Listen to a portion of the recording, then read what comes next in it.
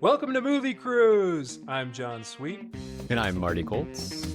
And on this episode, we talk about Bruce Springsteen's couch. Spoiler, it's some lady outside a bar?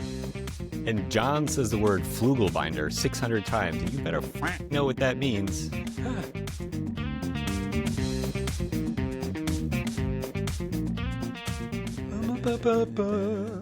I mean, something in this episode has to talk about flugelbinders, right?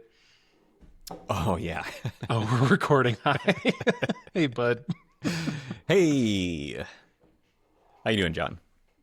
I'm good. I'm excited for this latest episode of Movie Cruise, which is the podcast where you and I just do, kind of whatever. We talk about life and love and books, Mostly books. Yeah. Mostly books. It's mostly books. Why did we call it Movie Cruise? Just sometimes things don't have to mean anything. That's very true. Yeah. But Marty, some books are turned into movies. Oh, I see where you're going with this. Like Forrest Gump and Mrs. Doubtfire and Cocktail. Right, yeah. I would put Cocktail right in the same caliber of film. And I'm going to call it film as Forrest Gump, for sure. Oh boy, that's a big stance, and it kind of begs the question of why do you hate Forrest Gump so much? But that might be another podcast. Maybe you don't know what my true opinion of Cocktail is. And we're gonna find out. I have a feeling you loved it. I didn't hate it. Wow, that's crazy. Okay, well, so today we're talking about Cocktail, and my eyes look unfocused if you're looking at video because I'm looking at my notes. Marty, I tried to write a 30-second summary of this movie. You know what? I did too.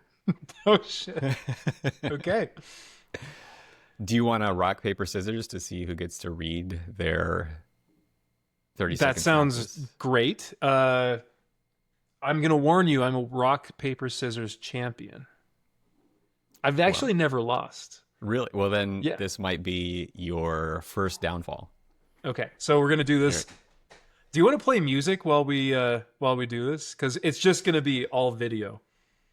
Yeah. Well, I think it's got to be cut through it. One shot. We're not doing like best out of 3. Best out of 7? No, I think we got winner take all. All right. We'll give it a try. On 1, 2, 3, shoot, right? All right. You ready? Okay. Yeah. 1, 2, 3, shoot. Shoot. You lost. No. Okay, we have to do it again. Right. We both got scissors. Okay, 1, rock, 2, paper, 3, scissors. shoot. Shoot. Okay, I went scissors again. You can still do yours, but let's get through this. All right, I'm going to time you. Ready? Okay, hold on. Okay, go. He's drinking this liquid. So Tom Cruise's character's name is what again? This is not part of the 30 seconds. I'm so bad with names. You wrote this out and you don't know that. Oh, Brian. Okay. Tom Cruise plays Brian. This was. Let me tell you the first 1, 2, 3, 4 words of my synopsis. Tom Cruise plays Brian. Okay. It's a good place to start. This is going to be a great episode. All right. Are you ready? Yeah. Go. Okay. Brian gets home from the army. Brian tries to get a Wall Street job, but fails and gets rejected. He works at a bar and does business school at night, but I think he drops out. They never tell you. He gets really good at bartending under the tutelage of Doug. He falls for a girl. For some reason, she gets mad at him and hooks up with Doug. And so he moves to Jamaica. He then falls for another girl named Jordan. Doug shows up in Jamaica with a rich wife. Brian hooks up with a different rich girl. Jordan finds out and gets mad and leaves. Brian moves in with the new rich girl in Manhattan, lives it as her stay-at-home boyfriend, but then that doesn't work out. He then goes after Jordan, who's pregnant, and rejects him. He goes back to bartending. Doug is rich but sad, and then Doug kills himself. Brian elopes with Jordan. Everyone is happy. Okay. How long was that? 55 seconds. So. I'm so bad at this. Do you want to give it a shot? Is yours actually short? I don't know. I haven't read it out loud before, so this will be a good test. All right, you go. Okay. All right. Are you going to time me? Yeah. Okay. Go. Tom Cruise plays Brian, who moves to New York to make it big in business, but can't find a job. He ends up taking a job as a bartender, where a more experienced bartender named Doug takes him under his wing and teaches him all the ways of bartending. Doug just wants to meet women and ultimately marry someone with money. Brian wants to open a chain of bars called Cocktails and Dreams. They have a falling out. Brian moves to Jamaica to make money to open Cocktails and Dreams, where he meets Jordan. Meanwhile, Doug meets and marries a rich woman. Doug finds Brian in Jamaica and bets Brian that he can't land himself a rich woman. Brian succeeds, but Jordan finds out and leaves Brian. Doug squanders all the money and kills himself. Brian tries to win Jordan back and finds out she's pregnant. Jordan's family tries to pay Brian off to leave her alone, but in the end, Jordan and Brian go off on their own and eventually open Cocktails and Dreams. That was like a minute. That was 56 seconds. Okay, 1 second longer. So I want to point out something. First of all, mine was written like a child's book because I was trying to hit on every beat because there were so many beats in the story. There were. But part of the reason that our 30-second synopsis of this movie is almost a minute is that this movie tries to do so much. So much. Yeah, and does so little. It doesn't achieve anything. Like he's an army vet, which you'd think would be mentioned. He tries to go into the business world. He goes into the bartending world. He moves to Jamaica. He has a relationship in Manhattan in a completely different scenery with this rich woman we never really get to know. And then like his girlfriend is then pregnant, which is just the craziest twist. And then they deal with their relationship. I mean, it tries to do so. You can tell that it's based on a book. And I bet in the book, you have time to explore each one of these things. But in the movie, it's just so fast and so abrupt, and it just. Yeah. I just have so many feelings about this, man. It would probably have been better off as some sort of sitcom that is like episodic and you can kind of follow, because there are, like you say, there are many stories that exist within this one movie. It's so confusing. And yeah, I think so you would have had a sitcom where like the first season is him trying to get into business school, and then the second and third seasons are him bartending and having fun, and then the fourth he goes to Jamaica. And then the fifth and sixth, he's like living in a huge condo in Manhattan with the rich woman.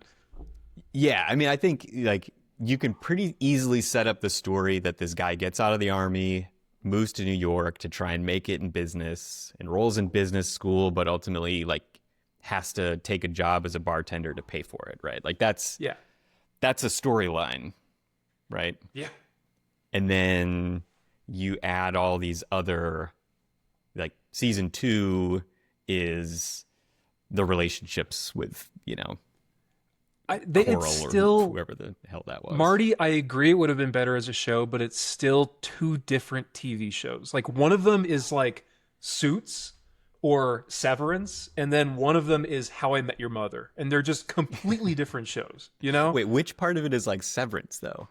Okay, I meant to say Succession. Okay. They both take place in offices, right?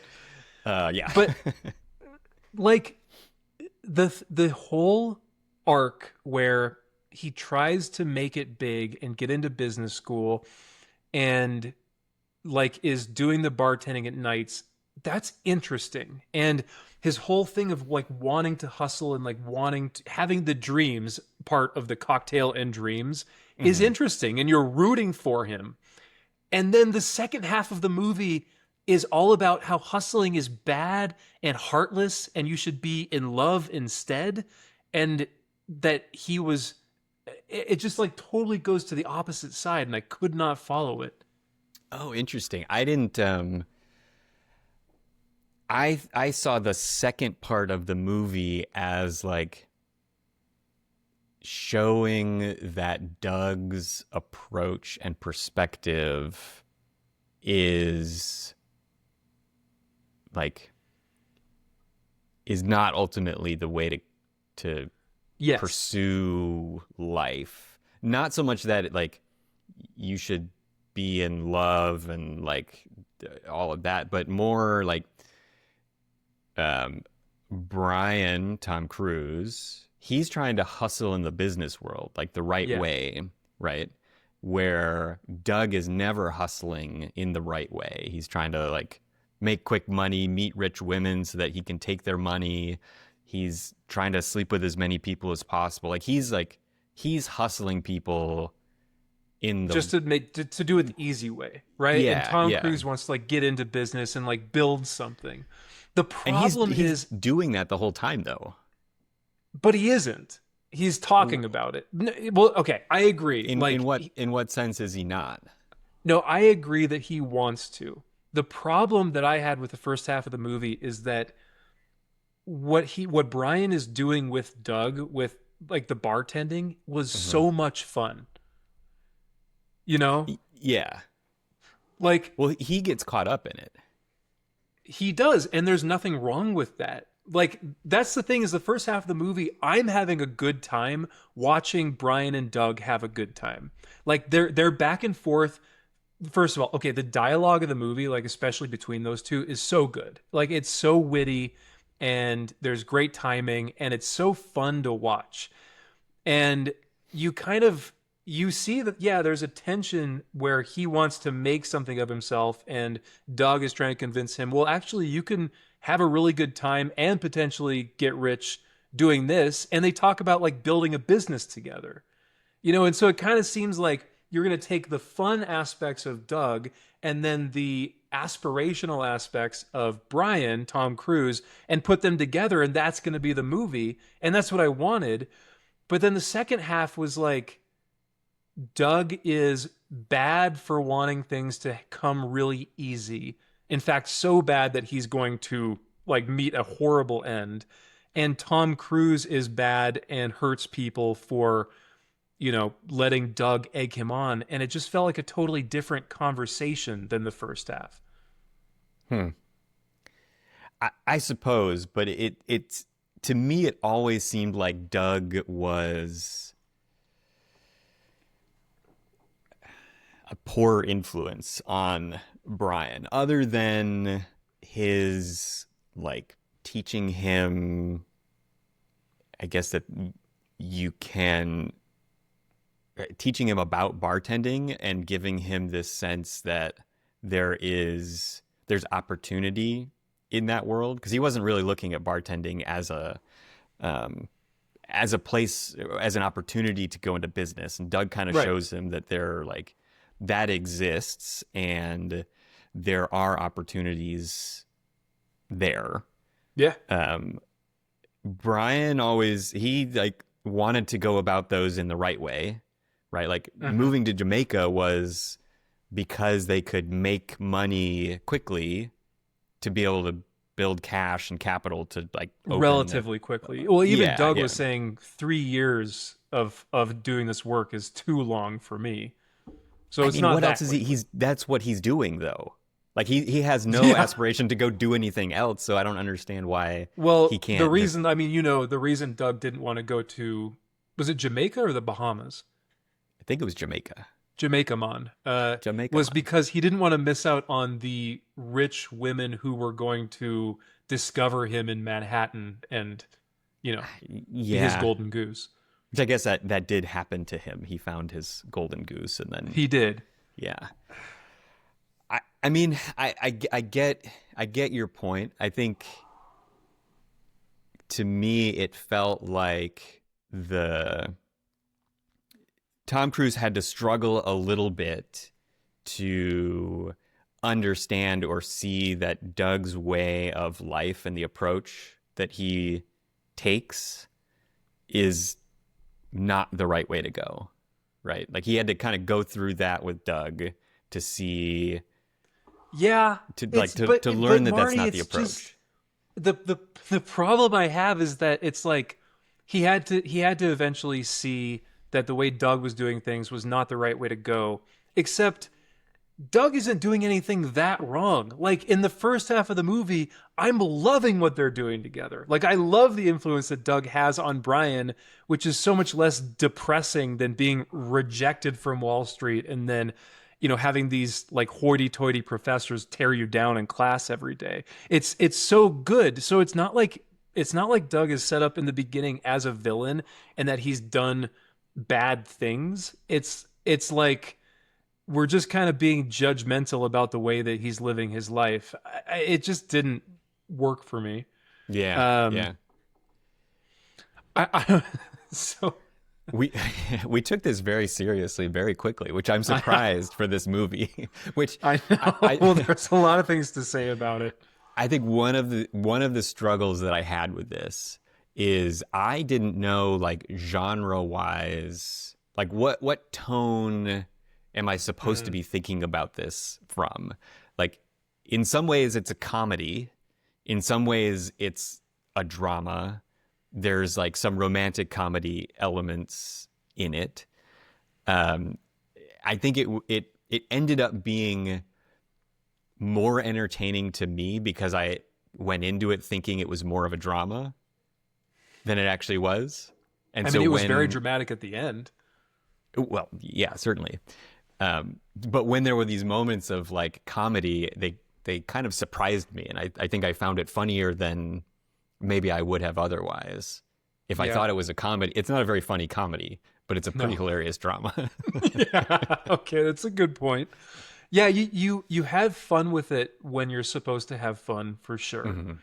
And maybe it just took itself too seriously in the wrong ways at certain points. Um, Yeah, I don't know.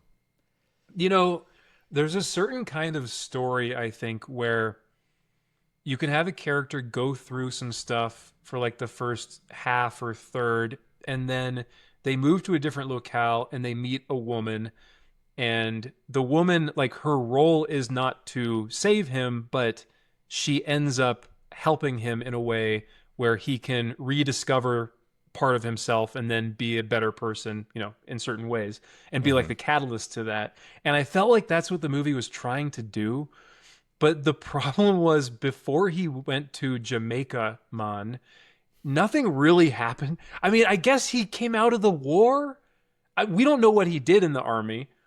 And then he got rejected from Wall Street. And then his friend cheated on the girl he had been seeing for like a day and a half. And he was sad. But he wasn't like devastated as a person. So you're saying like, why did he go to Jamaica? I'm saying like the whole transition of the movie from being about his aspirations to being about this romantic drama Hmm. just didn't make sense to me. Yeah. I don't know why they were trying to do it, I guess. I mean, it had to drive the story in some way. Like, right, you had to like get him. You had to separate Doug and Brian Yeah. because they were not compatible. Okay, here's a better way to go about this. Okay, I told you when I was watching this movie, I pinpointed the exact moment where it went wrong. Yeah, I'm curious about that. Let me see. You said uh, this was at, I got it here. Okay, 52 minutes and 28 seconds into the movie. Yeah, so for those of you watching at home, you can just like put a sticky on the seek scrubber on your TV when you're watching it at 52:28 so you know when it goes wrong. I want Okay. to know what this was.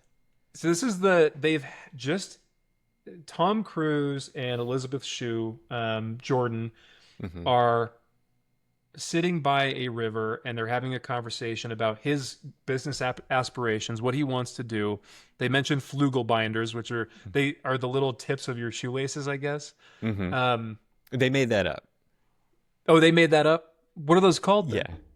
I don't know. They were like, it probably has a stupid name like Lace tippies. Flugelbinder. They just Okay. like, So that conversation is really interesting, and it seems like it's helping him recenter himself around what he wants to do and who he wants to be. Mhm. The next scene is them um, Oh my God, what do you call it? Oh my God, I'm losing the word. We're definitely gonna have to edit out this silence. Uh, what do you call it when you take off your clothes and like go in the water? Skinny dipping. Thank you.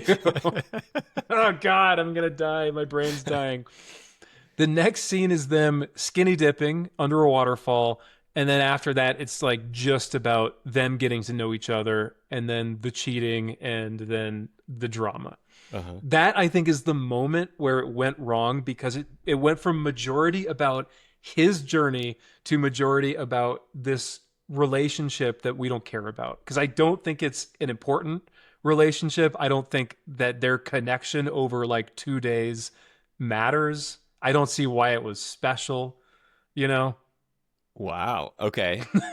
Okay, I'm being really harsh. I know. But like their meet cute was just she was a girl at a bar, you know?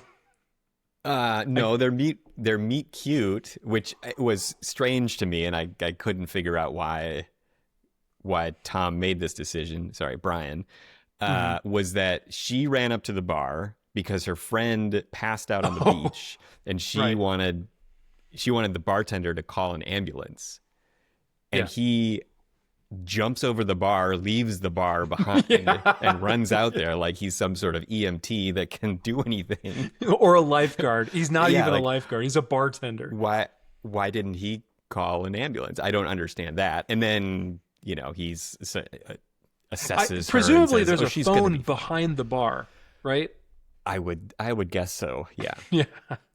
So yeah, that was strange, but You're right. That was the meet cute. I forgot. she seemed like a pretty important component of his story. I don't know. Was she? I mean, they end up Did getting his married in the end and journey opening a bar together and having twins. So at the it seems, very end? Look, well, okay, okay, but like, usually don't romantic comedies usually end with the wedding at the end? but she could have catalyzed him in a way that you see him like actually build something from 52 minutes and 28 seconds throughout the rest of the movie and struggle, but instead it kind of just pivots and drops away into this drama.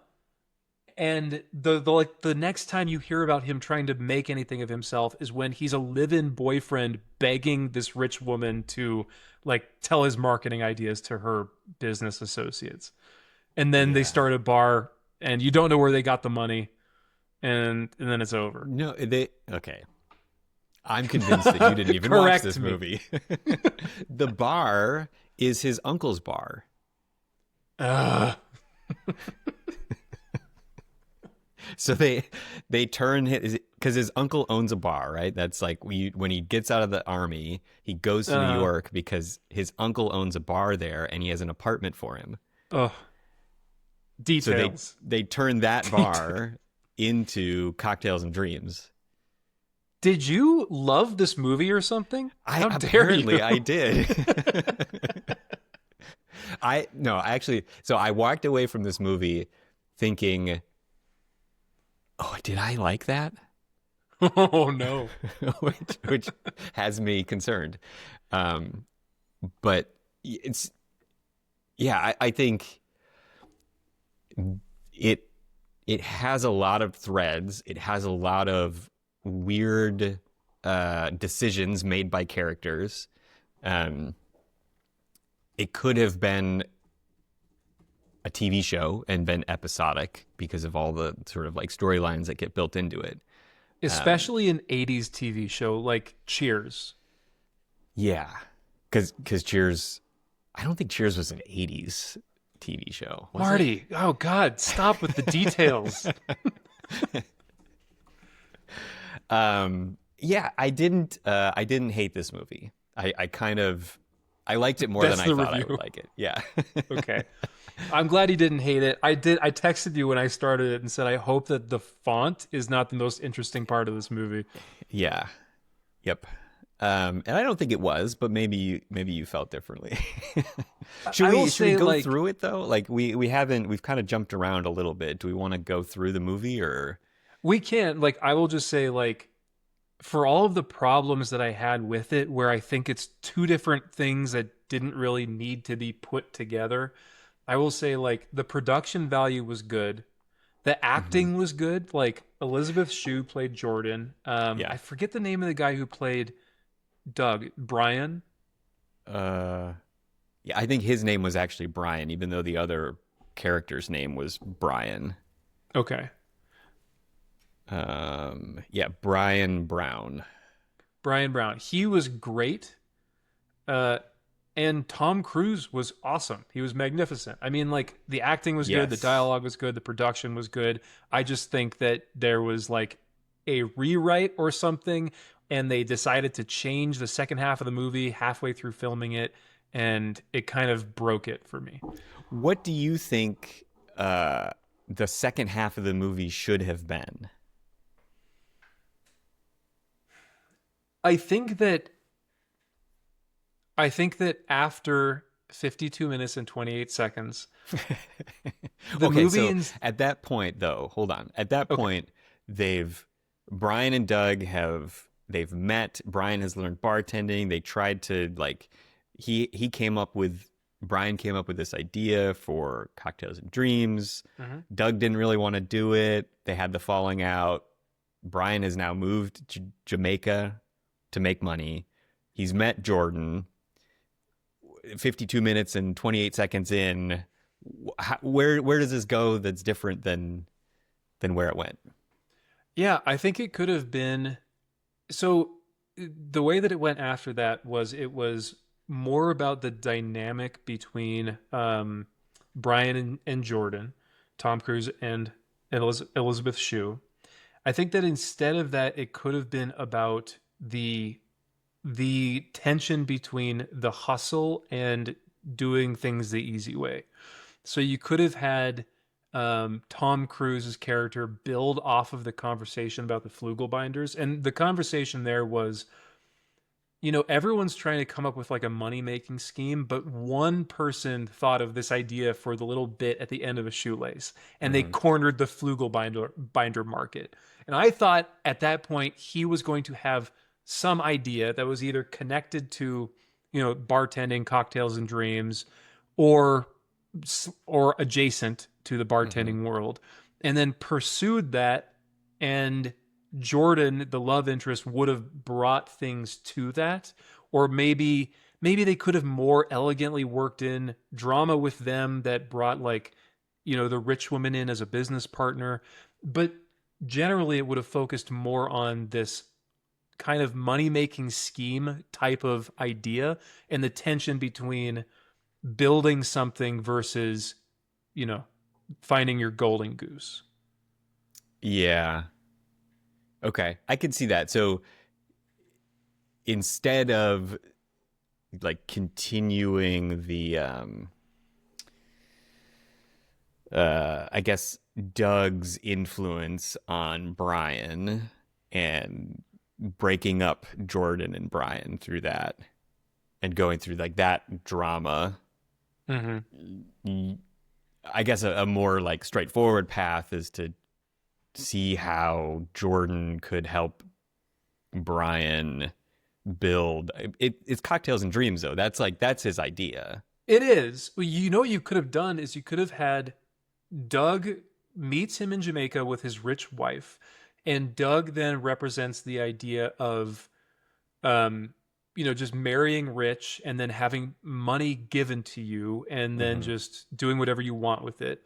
Whereas Jordan comes into Brian's life and represents a more heartfelt or like more centered approach of wanting to build something, being aspirational and building something you care about, and actually Hmm. taking risks and working hard. And so you could have had that tension between those two really strong characters in his life take him, through Jamaica and then back to Manhattan and then try to do it. Yeah. The I think the struggle there, though, is I mean, I guess if we rewrite the plot, then Jordan doesn't have to be rich, but Jordan is secretly very wealthy. So Yeah. he actually does like he finds this woman who is actually extremely wealthy I mean, I don't And think he's going to see any of that money from the way it ended with her dad, but yeah. well, no, but like the alternate version is they fall in love, right? They don't have the falling out, but then she like, oh, by the way, now that I know you truly love me, not for my money, let's go build cocktails and dreams because But I'm then, rich. Like, but then the point of the movie is you hope that the person you end up with happens to surprise you that they're rich, right, rather than yeah, working hard. and then Brian doesn't ultimately learn anything, Right. right? So this Exactly. way, I guess, learns that uh, it's not about like going after the money isn't the thing. You got to go after the thing that you wanna Sure. See, do, right? that works. Because he ends up with this rich woman Bonnie, Hmm. who promises him like a job in her company, right? That's why Yeah, like he a stays sales with her. manager job. Yeah, yeah, and then ultimately never delivers on that, and he's like, this is terrible. This isn't what I want at all. Like Yeah. he learns that he doesn't want that. He's That's when not a Doug. that's when he goes back to Jordan, right? Yeah. There's an exchange between Brian and Doug that I think is at the heart of this tension that we've been talking about that we haven't talked about yet, and it is when Doug says there's two kinds of people in the world, the workers and the hustlers. Hmm. And he says the hustlers don't Never the know how hustlers to never work. work. They never work, and the Yep. workers never hustle, Yeah. right? So the workers take pride in actually like what they do and what they have accomplished, but they never Hmm. actually like make it with air quotes. Whereas the hustlers don't care about what they're actually doing. They've just always got their eyes on the dream and they're trying to find the quickest route there. Hmm. That's But and that is Doug. as we learn, Doug is wrong about everything. Yeah. Yeah. There are costs to taking the shortest route, Certainly. right? Yes. I have done nothing but defend this movie so far, and that is scaring me. It's so annoying. I'm just kidding. No, No, I'm surprising myself with how much I'm defending this I movie. think that I came in as hot on this movie as you did on Top Gun, and it's okay to flip the script a little bit. Yeah, but I came into this movie feeling like when I sat down to watch it, I'm like, I will hate this. And maybe that was the difference for me, where I went into Top Gun like, oh, I'm gonna like this, and then it's like, crap, this is Yeah. terrible. I mean, I came into this thinking I would hate it, wanting to hate it even, and Yeah, I think I'm and still there. you still hate it. Yeah, I still want to hate it. Yeah. This is not a good movie. I just wanna be clear about that. It's not a good movie. I think that if I didn't look it up like on Rotten Tomatoes, which I do tend to trust, I'm one of those people, you but I think you if I should. looked it up, it would probably be very low. But I like, again, production value, dialogue writing, and acting pretty good. Yeah, and I was gonna say so. 9% on Rotten Tomatoes. It, Okay. it, it was I think when I was looking at this, it was like it won, what are those I awards? won a The Razzie. A Yeah. Razzie, Tom Cruise won for um, worst actor. worst actor, and it got like a super super bad ratings from critics, but was a box office success. It was very like publicly very well received. I hope you Um, didn't look up the budget and box office yet.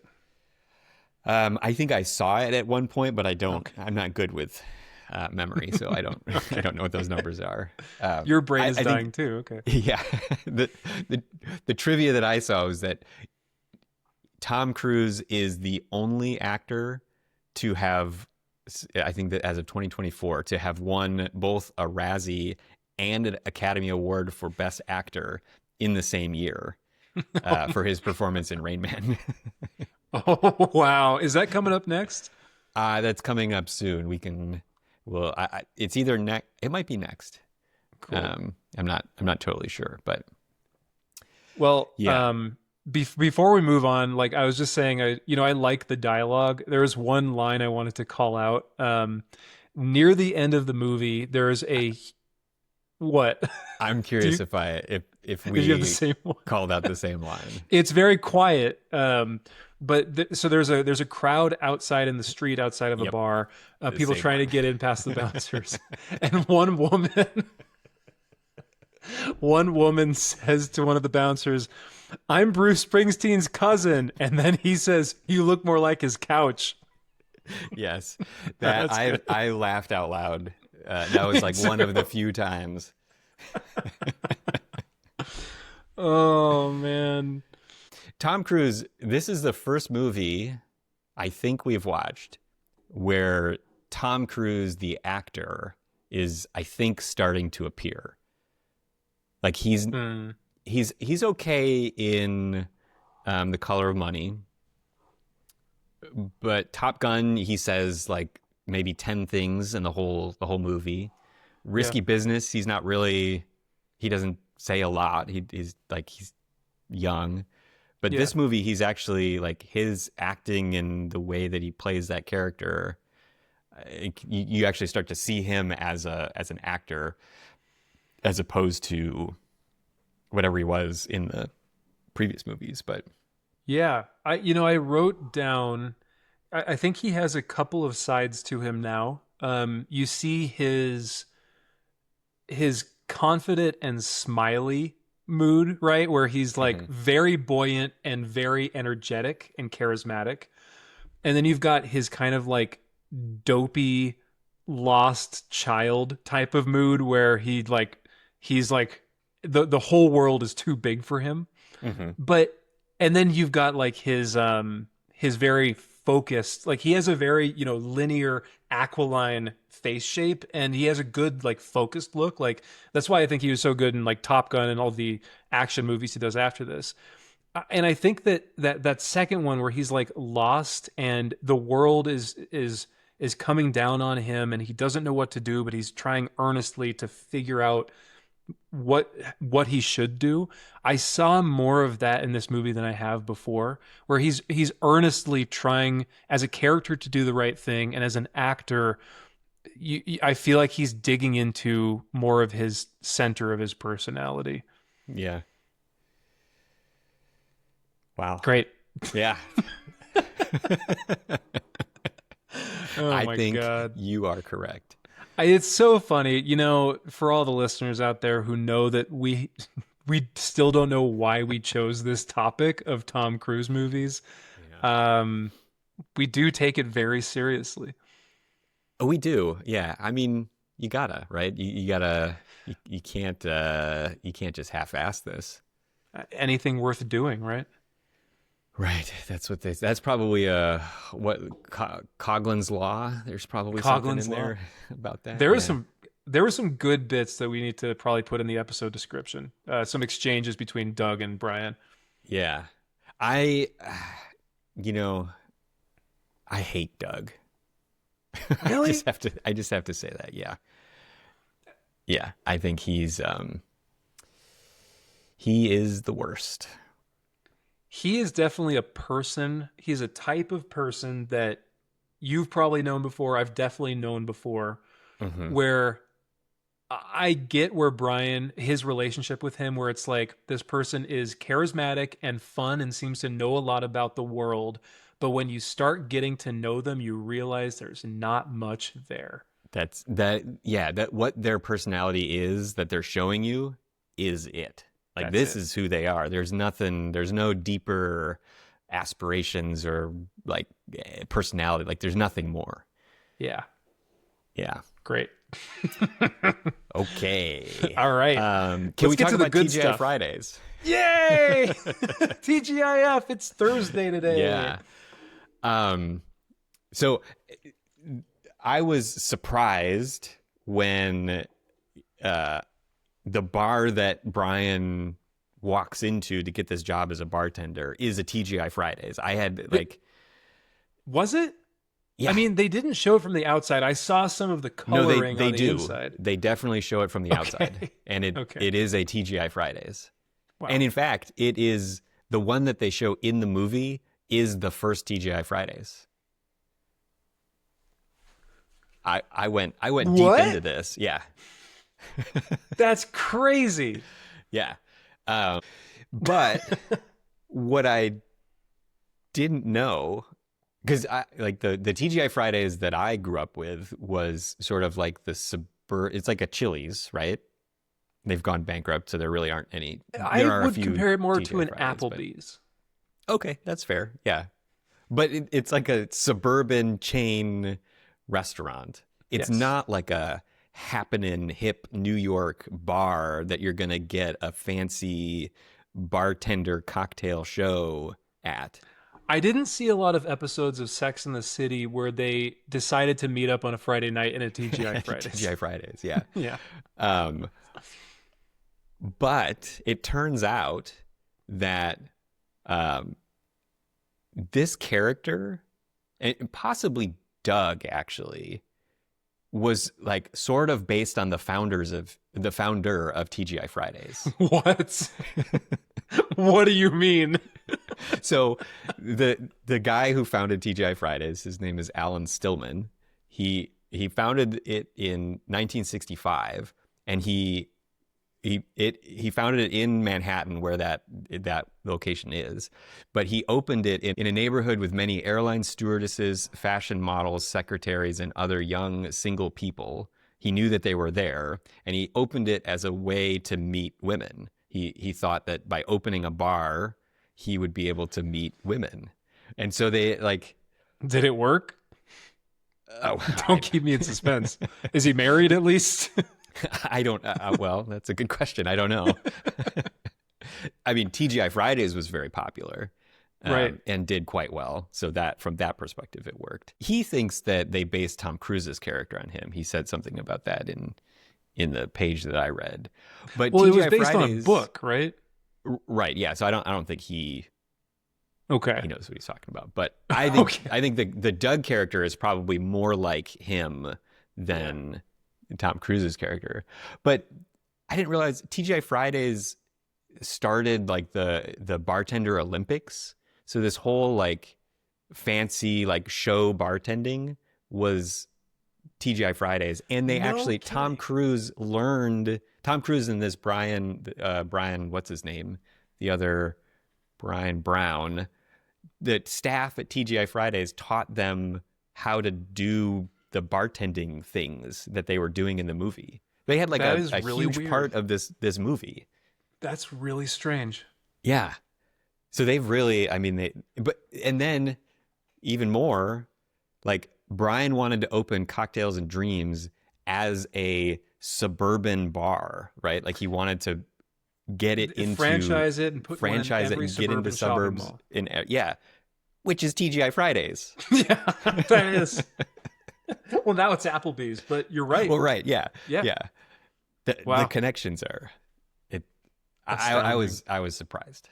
You know, the first Chipotle is just a couple blocks away from me. What? Invariably, when I tell people that, which is true, the reaction is something like, "Oh, Yep. Well, there you go. all right." I said it before. I'll say it again. Let's get on to the good stuff. What? Do you know what I mean? Are we? Yeah, I think I know what you mean. We're talking about movie phone. Is that Movie phone. movie phone? All right. Hello, and welcome to Movie Phone. If you know the name of the movie you'd like to see, press 1. All I right. love it every time. Movie phone. What'd you learn? So we're again, not that far from the last movie. We're in 1988 now. So there haven't been that many advances in mobile phones since The Color of Money. It sounds like the one advance you were telling me about before was that they've gotten cheaper. Well, I mean, since then to now. Oh, you mean, okay, now, so since- yeah. What was the year of The Color of Money again? Oh boy, it's Boy, it just brought us It was- to our knees. I mean, it must have been 86, 80. What? It's not like we just boy. watched this movie. 19 okay, so Recorded Cocktail the was whole- 1988. 86, yeah. Okay. So between 86 and 88, not a lot of advancement. No, not much. But so I guess the one thing, this phone that I found, the NEC 9A, awesome name. Yeah. Was the first phone to gain any significant popularity. This looks familiar. Yeah, this is sort of when I guess these started to be more widely used, which is kind of crazy given the cost of the device. So Oh boy. when it was released, I guess I should say I don't know that the numbers I have are the 1988 numbers or the today's numbers, but either way, they are exceptionally expensive. Okay. So the retail price for the NEC 9A was this was in Europe. It was 1,795 pounds. Which is like $3,000 in 1988. $3,000. What does the most recent iPhone cost? Like $1,000. Yeah, like 1,200. Okay. Yeah. Wow. And that's the equivalent. So if you do the inflation calculation, the equivalent today is like $8,700. You're getting like 3 Vision Pros for the cost of an NEC 9A, which, to be fair, could store 60 phone numbers. Oh my God, that's so many more than I could memorize. I know. That's really helpful. And you could talk on it for an hour. You know what? It's just so funny to me. You know, as someone who generally doesn't like to be on the phone for a long time, the excuse of, oh no, my battery's dying, so helpful. Yeah. Yeah. So you only have to talk for an hour anymore. That should be the commercial, is you only have to talk for an hour a day. Oh God. Yeah. But like $9,000, even $3,000 is like, I wouldn't pay $3,000 for a phone. No, I will say it looks very familiar. It almost looks like the kind of phone that I think our dads would have had, right? Yeah, potentially. My dad wasn't spending $3,000 on no cell phone. There's no way. No.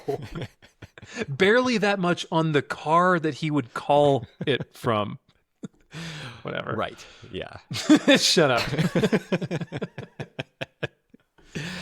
Yeah. Well, there you go. Movie phone.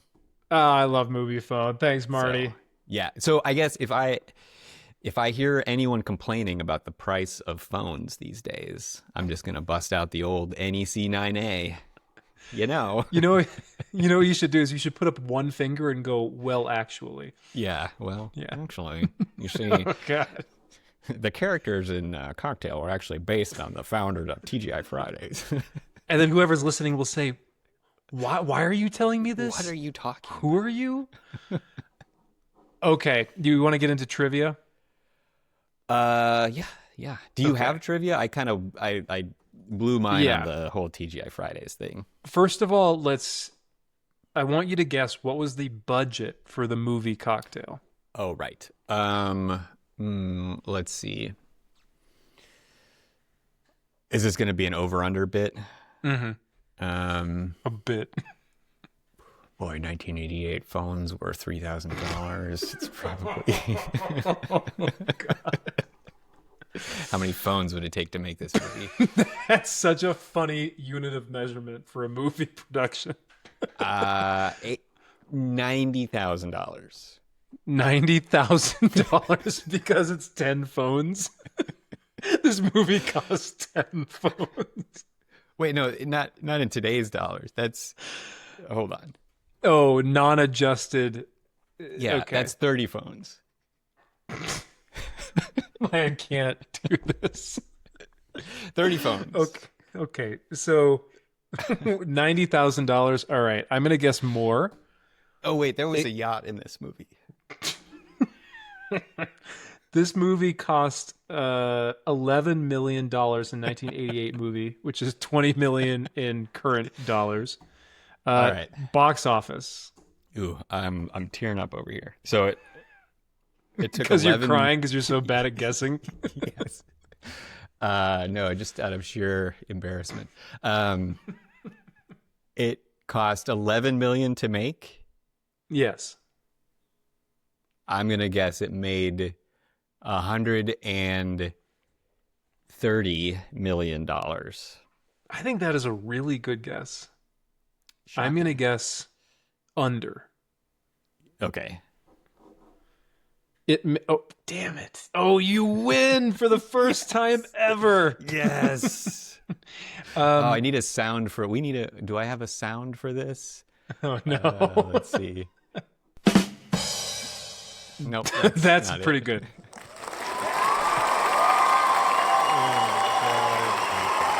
There we go. It's such a long. It's still not over. Oh, it's still going. Okay. Hold on. That's Please a lot of chips. You didn't realize we had a studio audience for this. Who would be here with us? Okay. I don't know if this number is adjusted or not because it says on a $20 million budget, which I think was the adjusted amount. But whatever, you still take the prize. It earned $171.5 million worldwide. What? 171? Yeah. Wow. Yeah. I mean, So- I win, but it's still a bad guess. Oh, you did fine. 78 million from domestic box office. I mean, actually, if Okay. we unadjusted this, it might be exactly what you guessed. Wow. But Okay. okay. So it did well. It did very well. It was a very successful movie. Yeah. Yeah. It did Despite- basically what the movie was meant to do, which was make money. Yeah. All entertainment being incidental. Okay.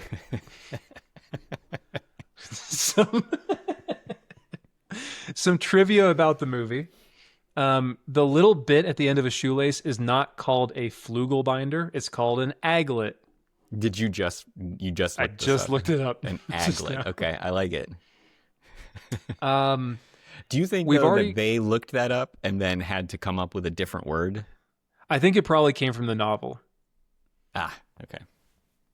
Go ahead. What's your We've next already covered it. Won the Golden Raspberry Award for Worst Picture, and Tom Cruise won for Worst Actor. I can't believe we didn't talk about the fact that Kokomo was written for this movie. Yeah, that's true. We didn't bring that up. Yeah, I mean, I don't have anything else to say about it, but It was written for this. and then the Muppets perfected it. I mean, I think it was pretty popular before that, wasn't it? I don't know. Yeah.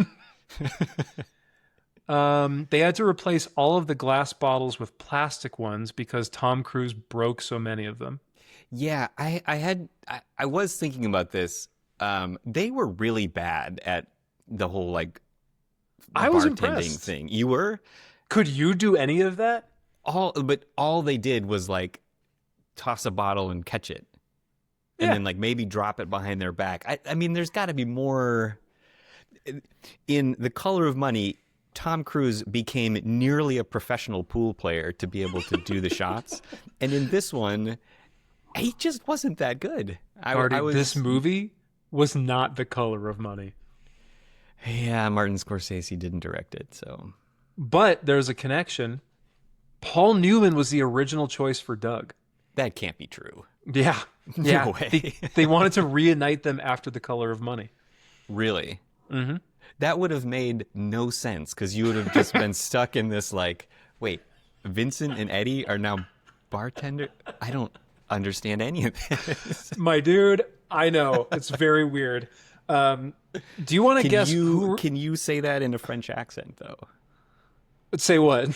I don't know anything. That was weird.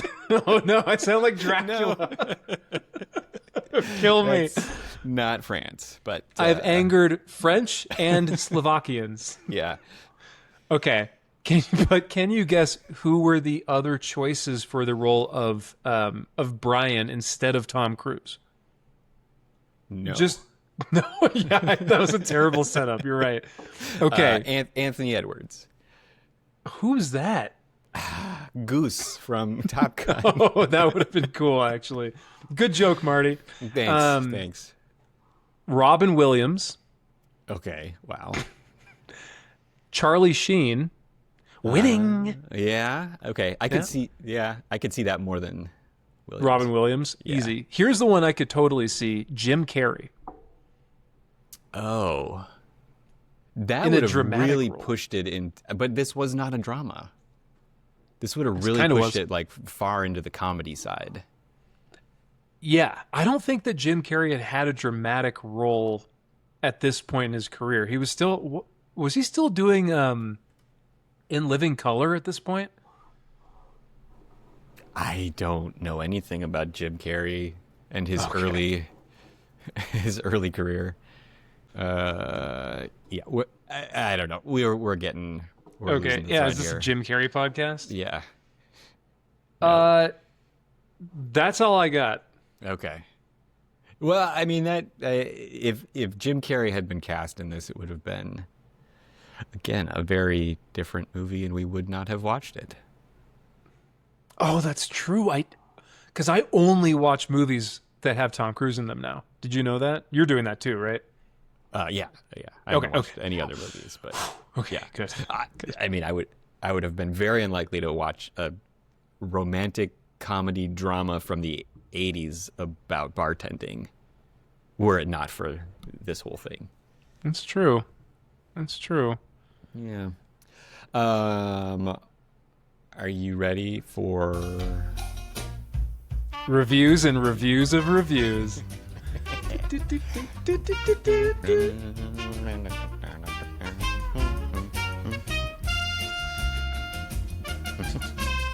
All right, let's be. Boy, it's a long song. Yeah, it is. I will say I did not think we would have this much to say about the movie Cocktail. I agree. I didn't think I would be a fervent defender of Cocktail. I didn't think I would be pointing out the details in the plot that. Actually, they didn't need to get money to buy the bar because it was his uncle's bar and they just renamed it. If you look closely at the details, you can tell it's the same bar. You sound like Bane. If you look closely at the details, I was born in the darkness, actually. I haven't seen that movie either. Oh, Jesus. Okay, with no Tom Cruise. That's why. Okay. You want to go first? I got a couple. Okay, this is a 5-star review from Daniel Curley. The review title is Good Movie, and the body of the review is Another Tom Cruise Movie. This is why I wanted to do so many. What do you give that review? What's your rating? I always forget that we're supposed to review these. Yeah, you do. And even within the bit, you forget. So I'll remind you each time. Here's the problem. Technically, this meets all of my qualifications for a good review. Like, they gave it a star. They said whether they liked it or not. And they said something that it was about. I will say there's nothing about the storyline. So I guess I'm forced to give it a 3 out of 5. But technically, they're right. It is another Tom Cruise movie. Yeah. Generally, reviews are not, their merit is not based on technicality, but... Why don't you just say review, Marty? And I think, okay, fine. So this is from Jake. It's a 3-star review. He says, they say, yes, it's not the greatest movie of all time, but I find myself watching it every few months. Enjoyable watch with a compelling story. Jake, there are other movies out there, man. Can you imagine the kind of psychosis that would prompt you to watch this every couple of months, every couple quarter? months. I just got to put this on. I give that review a 4 out of 5. Just for the commitment. I feel like I might end up like Jake. I didn't really enjoy the movie, but I have a sense I might be watching it again. Jake, his commitment level is high. It's like at the level of a suicide bomber. Yeah. He revealed something deeply personal about himself. I appreciate that. Okay. All right, what you got? I got a 5-star review from Hannah. The review's titled Chasing Dreams. Ooh. And the body of the review is classic young Tom Cruise. Good movie if you have nothing better to do. Okay. All right. I give that review a 4 because it gave the stars. It says Chasing Dreams, which is kind of like the theme of the movie. It talks about who's in it, and they say whether they liked it, which is that it's good enough sometimes. Yeah, it's good enough if you don't have anything better At all. at all. Yeah. Now, I don't know. Are you allowed to not put a rating on it? You keep saying like it has a star. Like, can you? I don't think most. Of No, these let you I said submit 5-star review. Yeah, but you gave it. Yeah. What are you talking about? Wait, what? No, make your point. One of your review criteria is that it has a rating, and I don't think you can submit a review without a. You have to do that, right? Can I be honest? Can I be honest with you? Yes. Yeah. I forgot what my rubric is. I don't have it in front of me, so Yeah, I'm kind of shooting from the hip here. That was clear. Yeah. Oh, well, thanks. Why don't you go and do your wonderful review? All right. Oh, was that it? No. Great. No, I've got more, John. So this is from Loresk. It's a 3-star review. Titanic is horrible. One of the worst movies ever made. Slumdog Millionaire is overrated. Just a terrible movie. Cocktail? Actually not a bad film. You know, as classically structured cinema, Cocktail was one of the best films of its era. And 5 people found this helpful. Oh, no. This was a 3-star review. So I don't know how you earn 5 stars with Loresk. I'll tell you how.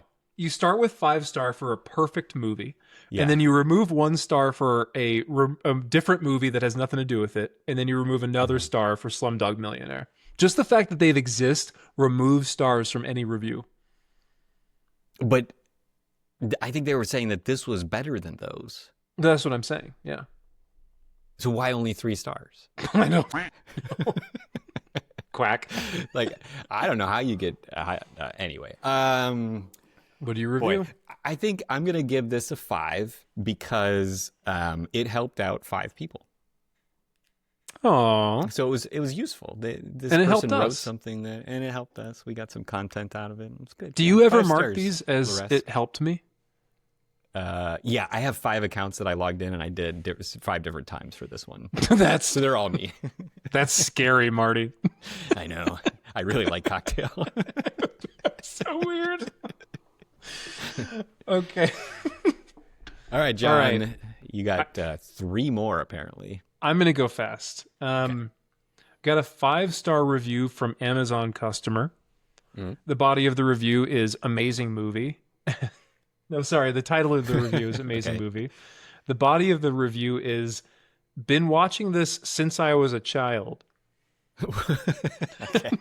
No, I just wanted to. So I give this this review a 2 because I'm confused as to whether they've had it on a loop for decades or they every once in a while watch it beginning when they were a kid. Yeah, I think this is Jake. Amazon customer is actually Jake. He was anonymous. Yeah. Scary. Okay. Right. This is a 5-star review from Vincent Vaughn, not Vince Vaughn. Vince Vaughn.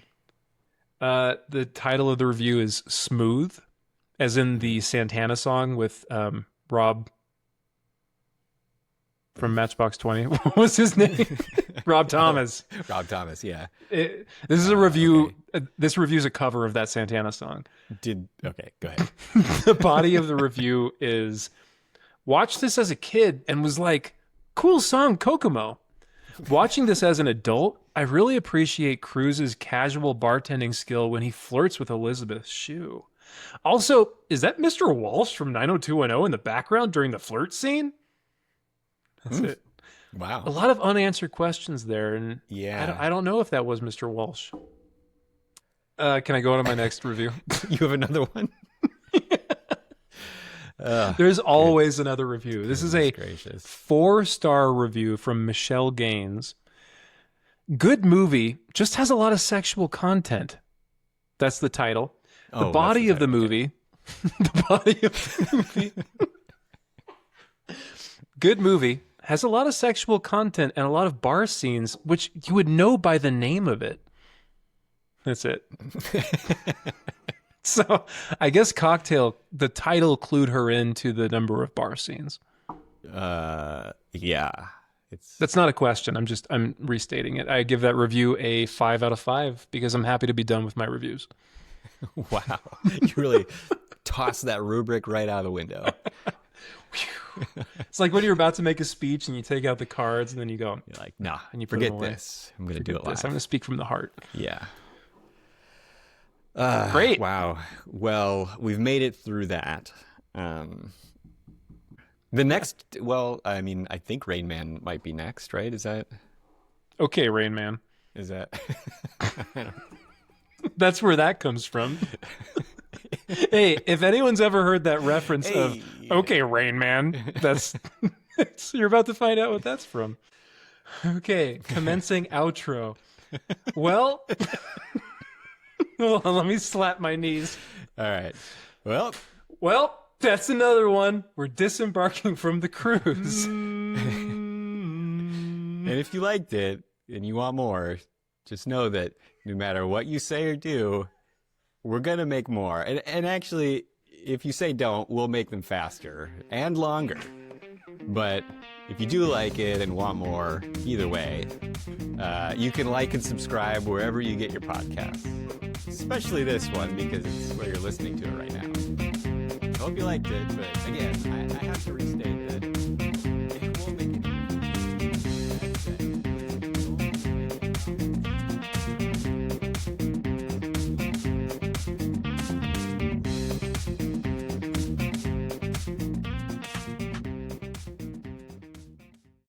Wait, I didn't give my shout out to Pat. Oh, okay. Shout out to Pat. Pat, I heard that you're a listener, and I'm really happy about that.